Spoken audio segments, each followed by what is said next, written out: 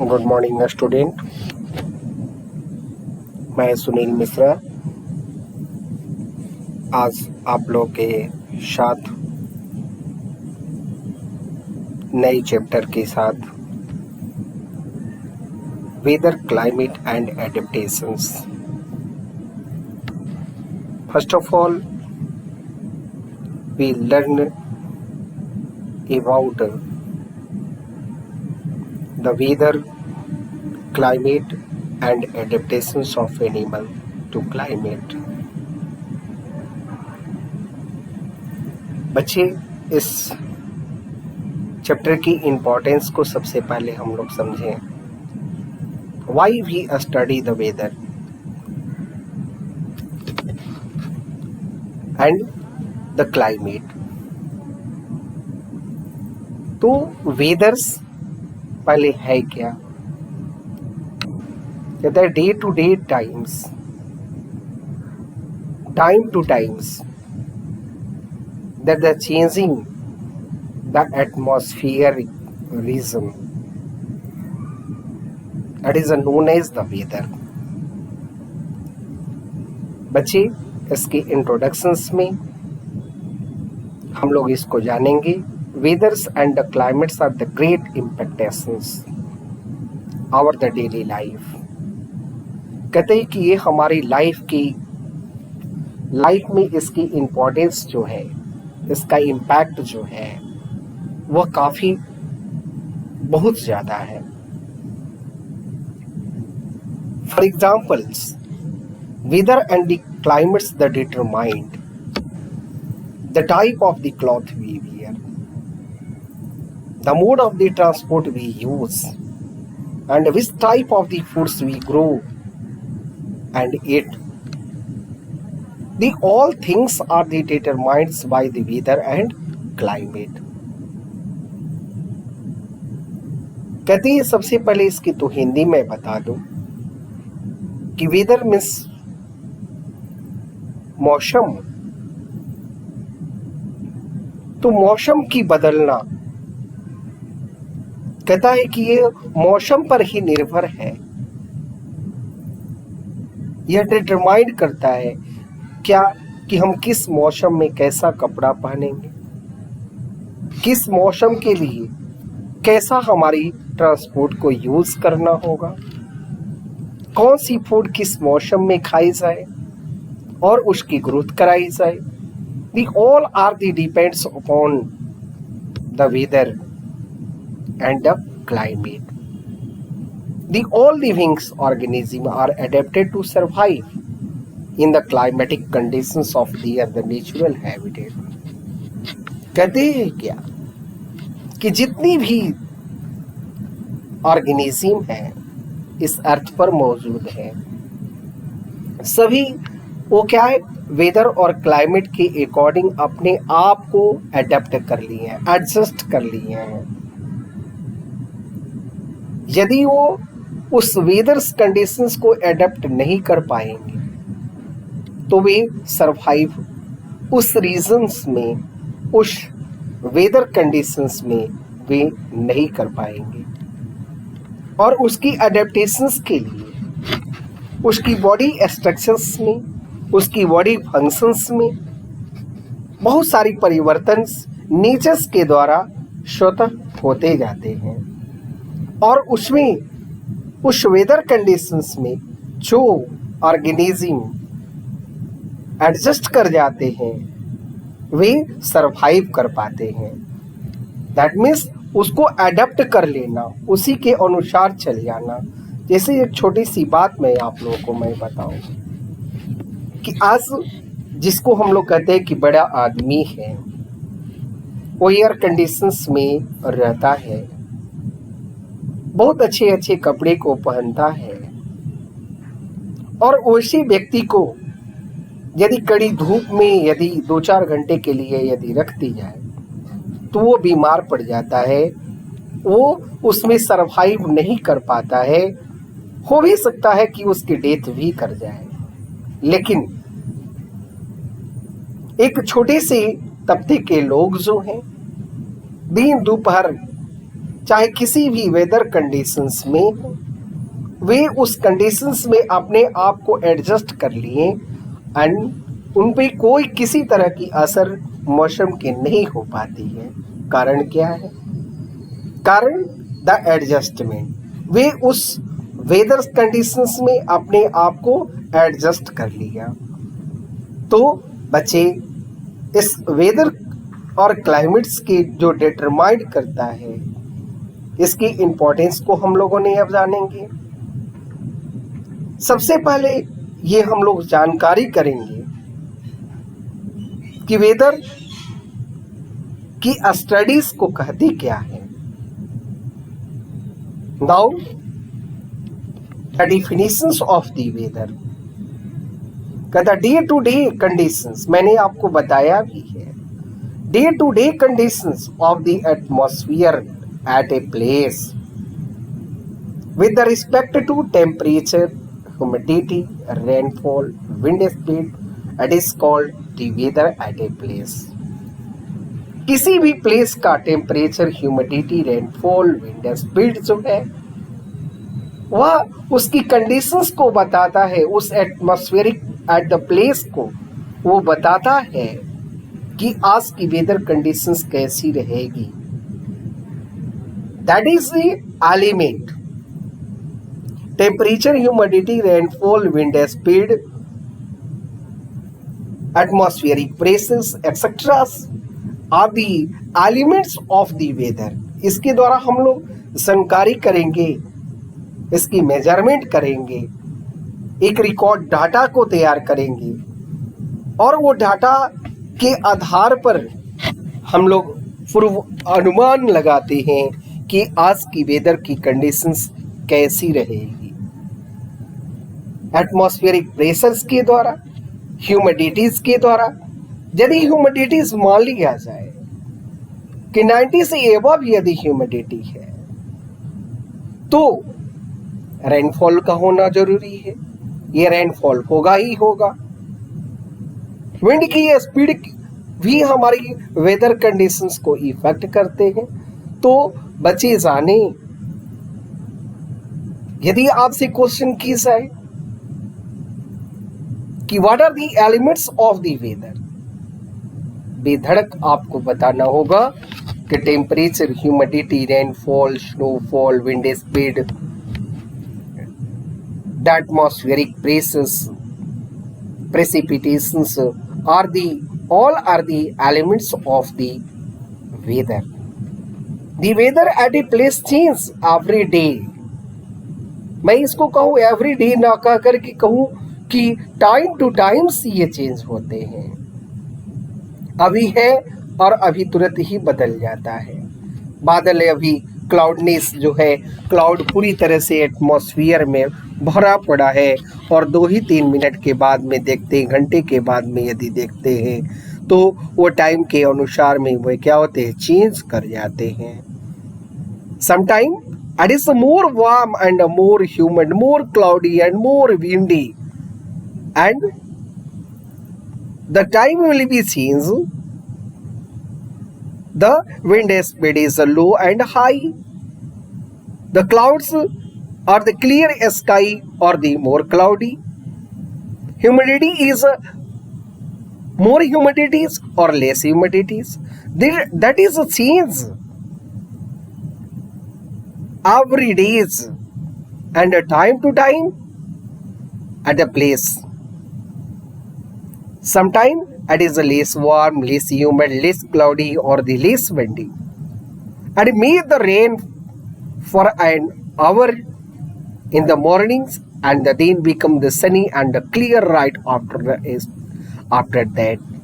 मैंने आपको बताया कि may the rain, अभी बारिश हो रही है, for an hour in the morning and then become the sunny, और तुरंत ही क्या होती है, वो क्लाउड खत्म हो जाते हैं, पूरी तरह से धूप खिल जाता है।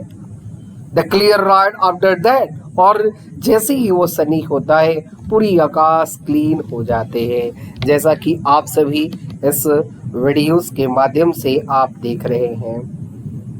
The cloudies, the windies and the foody cloudies and the sunny days. These are the changing. They are the element of the weather. The next, meteorology.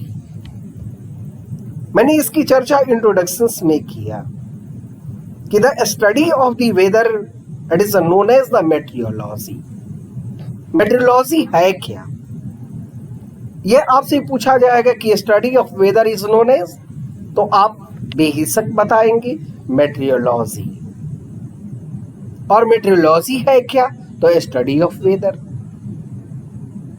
The meteorological department of the government they collected the data on the temperature, humidity, wind, etc.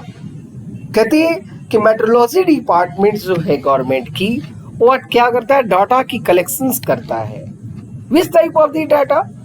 The today temperatures, next day, next day, next day, next day, और इस तरह से लगातार वो temperature की, लगातार ह्यूमिडिटीज की, पर डेज विंड की कंडीशंस को, वे रेनफॉल को, एटमॉस्फेरिक प्रेशर्स को, वो डाटा को कलेक्ट करते हैं and make the weather prediction.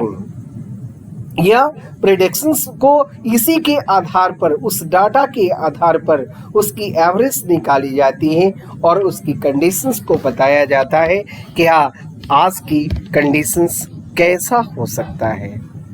Metrology is the interdisciplinary the scientific studies of atmosphere. यह क्या है? मेट्रोलॉजिस्ट के द्वारा हम लोग एटमॉस्फेयर की कंडीशंस को ज्ञात करते हैं, जानकारी लेते हैं. A meteorologist is a person who study the weather, और जो उसकी स्टडी करता है, दैट मीन्स भी एलिमेंट्स की स्टडी करता है, वेदर कंडीशंस की स्टडी करता है, that person is known as the meteorologist. The weather expert is the computer technology and the data from the earth stations and the satellite to the predict the weather. और weather के productions करने के लिए वे manuals भी इसकी collections की जाती हैं, डाटा का कलेक्शन किया जाता है, नहीं तो सैटेलाइट के माध्यम से किया जाता है. उसके लिए बड़े बड़े से एनजीओ वर्क करते हैं और वे डाटा का कलेक्शंस करके आज की कंडीशंस, वेदर की स्थिति को आज हम लोग को बताते हैं. तो metrology, what is the metrology? The studies of the weather conditions is known as metrology. बच्चे, इसके बाद में हम लोग इसकी एलिमेंट्स को जानेंगे. उसकी फर्स्ट एलिमेंट टेम्परेचर. तो क्वेश्चन यहाँ आएगा कि व्हाट इज द टेम्परेचर. आप वीडियोस के माध्यम से देखें. The temperature is a measure of the degree of the hotness और कोल्डनेस ऑफ एन ऑब्जेक्ट. कहते हैं कि किसी भी ऑब्जेक्ट की वह हॉटनेस और कोल्डनेस को मेजरमेंट किया करते हैं. तो डिग्री ऑफ द हॉटनेस और the coldness of an object is known as temperature. Temperature का डिफिनेशन से यदि आपको बताना होगा तो आप बताएंगे कि द डिग्री ऑफ हॉटनेस और coldness of an object it is known as temperature. अब प्रश्न आता है कि टेम्परेचर जो है यह कब हाई होगा और कब लो होगा इन अ नेचर. तो बच्चे इसको जानेंगे कि यदि सनी डेज है और सन का रेडिएशन यदि हमारी अर्थ पर पड़ता है तो उसके कारण हमारे एटमॉस्फेयर होता है क्या? गर्म हो जाता है. तो मोर एंड मोर रेडिएशंस कब रिसीव करेगा अर्थ?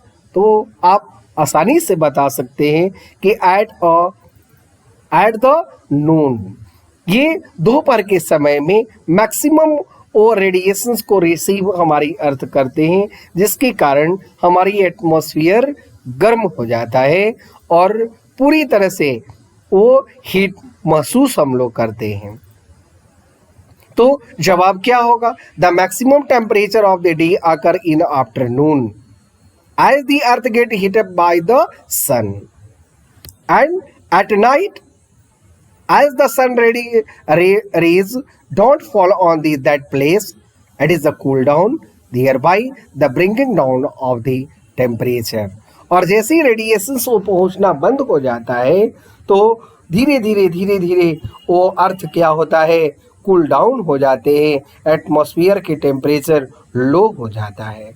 तो बच्चे बताएंगे कि the minimum temperature occur early in the morning. और अब यहाँ क्वेश्चन आएगा कि how we measure the temperature. तो अभी तक तो हम लोगों ने जानते आ रहे हैं कि टेम्परेचर की मेजरमेंट हम लोग थर्मामीटर्स की, लेबोरेटरी थर्मामीटर या और क्लिनिकल थर्मामीटर से हम लोग करते हैं। लेकिन बच्चे जाने कि एटमॉस्फेयर के टेम्परेचर्स को मेजरमेंट करने के लिए हम लोग स्पेशल थर्मामीटर का यूज करते हैं, जो स्पेशल थर्मामीटर का नाम होता है maximum and minimum thermometer. It is a special thermometer are the called as the maximum and the minimum thermometer. Next is humidity. तो क्वेश्चन आएगा कि what is a humidity, how it is a measure. Humidity is क्या है? तो water vapour are the present in atmosphere. बच्चे ध्यान देंगे कि डिफिनेशन से ह्यूमिडिटीज की आएगी तो आपको बताना होगा कि water vapour present in atmosphere it is known as humidity. Humidities क्या है? तो वाटर वेपर जो हमारी एटमॉस्फेयर में प्रेजेंट है उसी को हम लोग क्या कहते हैं, ह्यूमिडिटीज कहते हैं। Humidity refer to the amount of the water vapour present in air.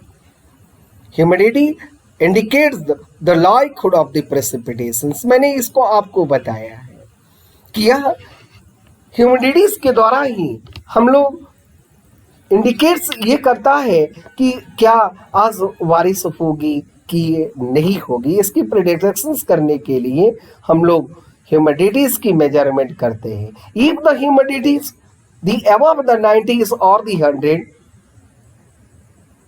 the precipitations is occurred। क्या होगा कि यदि ह्यूमिडिटीज यदि 90 से अबव है तो संभावना हम लोग व्यक्त करते हैं कि आज बारिश होगी। And a device used to measure humidities is called the hygrometer or the psychometer।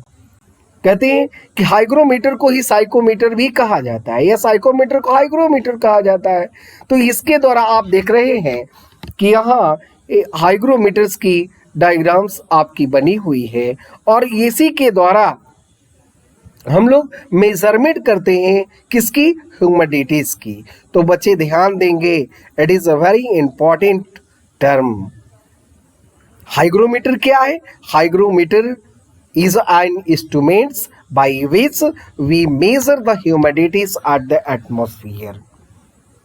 Okay, humidity is also measured using the Rometelis the place satellite।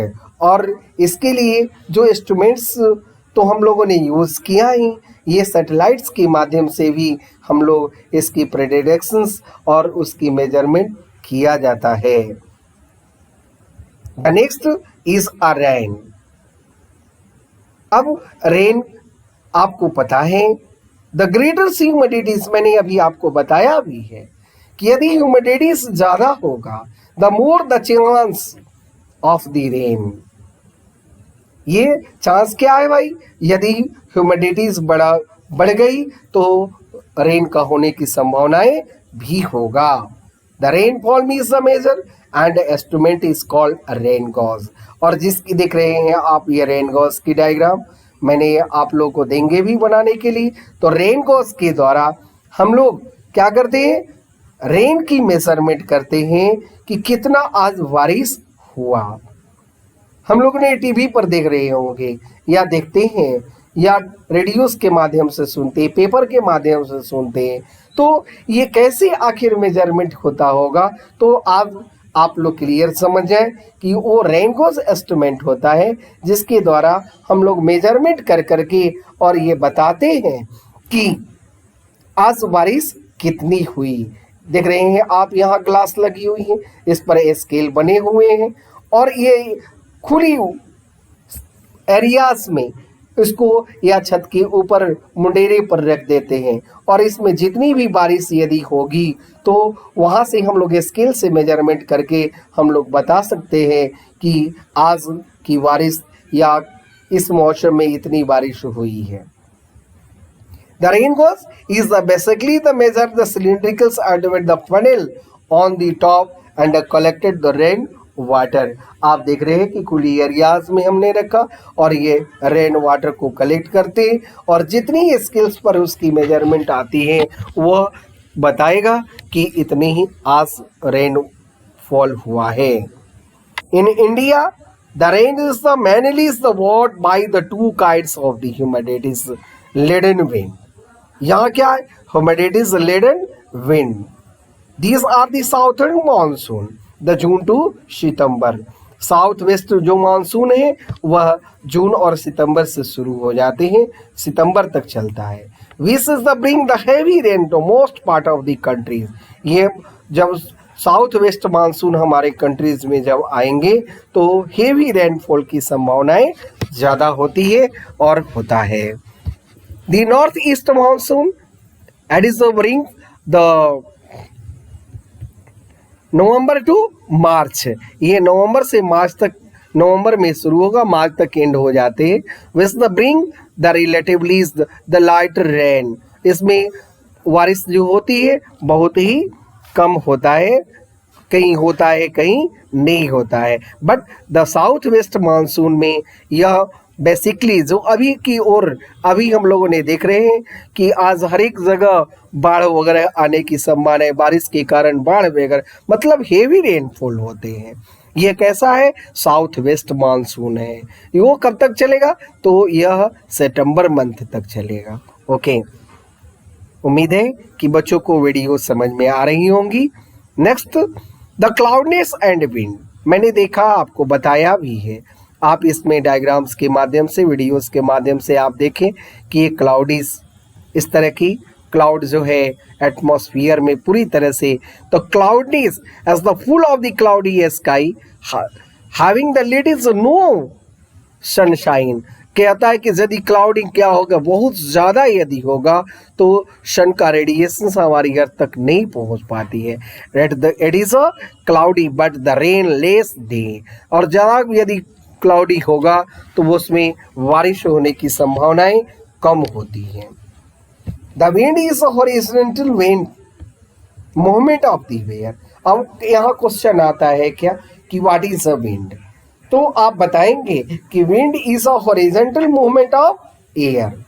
Wind is the name after the directions which it come.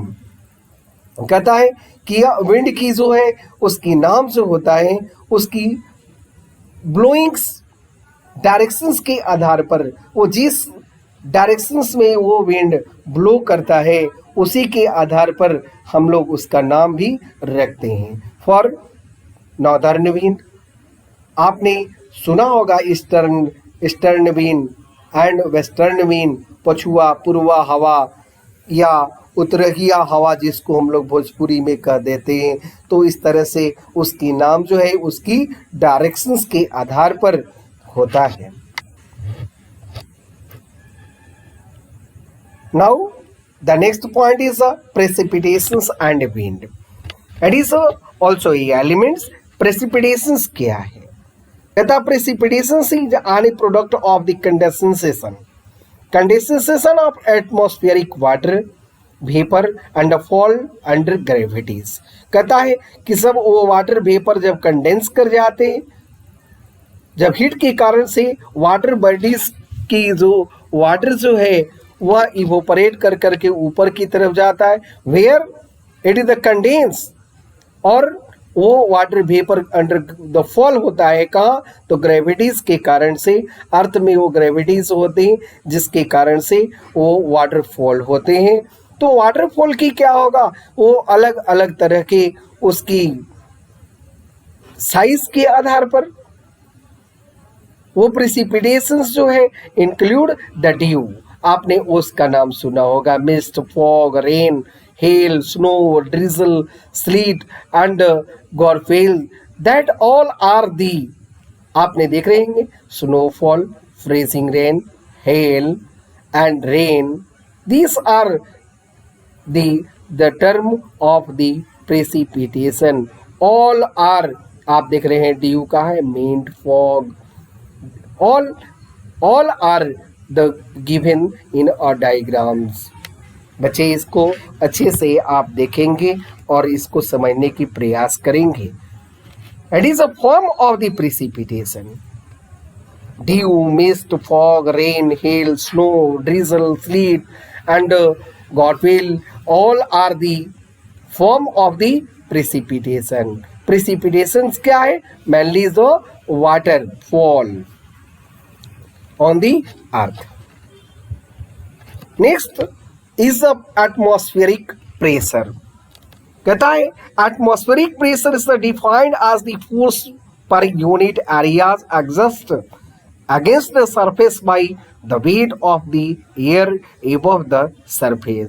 आपसे definition यदि पूछा जाए कि what is atmospheric pressure, तो आप बताएंगे कि the force per unit area exist against the surface by the weight of the air above the surface, it is known as atmospheric pressure. The falling atmospheric pressure indicate the approaching storm and the rising atmospheric pressure indicate clear sky. कहता है atmospheric pressure यदि rising है तो वह क्या होगा? Clear sky होगा. Falling atmospheric pressure होगा तो वह क्या होगा? स्ट्रॉम आएगा, आंधी आ सकते हैं, तूफान आ सकते हैं. Here it is a diagrams, it is indicated the unit पर areas. It is a surface, the weight in columns, the approach the pressure to the x, that is a x point. Okay, आप इसके द्वारा आप इसको देखें कि mercury इसमें होता है और ये मरकरी के द्वारा ये ओवर फॉल ऑन, तो ये ऊपर की तरफ ये वैक्यूम एरियाज है, ग्लास ट्यूब है. एटमॉस्फेरिक प्रेशर यदि नीचे फॉल डाउन होगा तो आपका स्ट्रॉम होने की संभावनाएं ज़्यादा होगी. बच्चे, आप वीडियोस के माध्यम से आपने वेदर की डिफरेंट एलिमेंट्स की स्टडी किया. उम्मीद है कि वीडियो आपको बहुत ही पसंद आएगा. तो और आगे नेक्स्ट इसको आप बार बार देखेंगे और कोशिश करेंगे इसको समझने के लिए, इसके इनसाइड क्वेश्चन को लिखने के लिए. फिर भी यदि दिक्कत यदि होती है तो आप ज़रूर हमें बताएंगे. Thank you to all.